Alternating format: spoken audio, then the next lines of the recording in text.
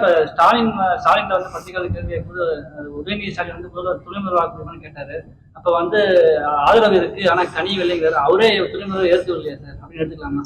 நீங்க எனக்கு தெரியாது, டிஎம்கேயோட இன்டர்னல் மேட்டர் ஒண்ணு.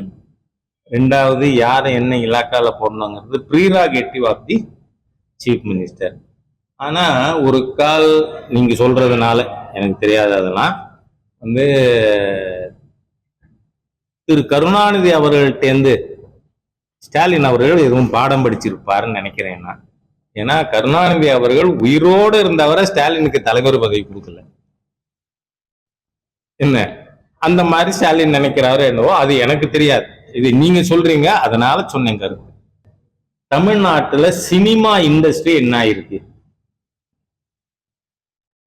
யாராவது ஒருத்தர் அந்த ரெட் ஜெயண்டா சீஃப் மினிஸ்டர் ஃபேமிலி கம்பெனி, அந்த ரெட் ஜெயண்ட்டுக்கு கொடுக்காம சினிமாவை எந்த தியேட்டராவது ரிலீஸ் பண்ண முடியுமா?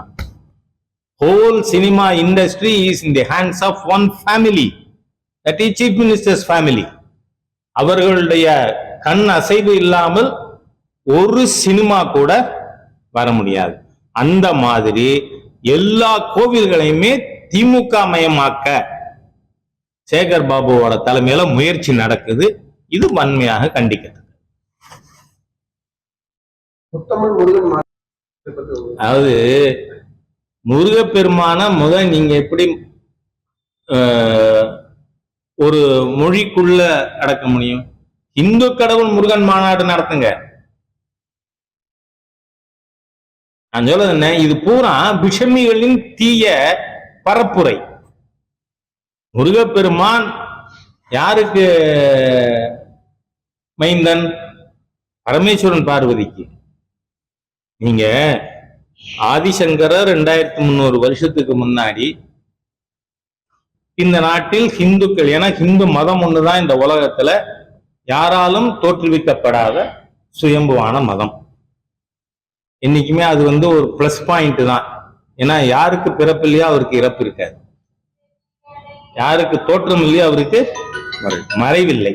அதனால ஹிந்து மதம் சனாதனமானது வந்து அது யாரும் தோற்று வைக்கல.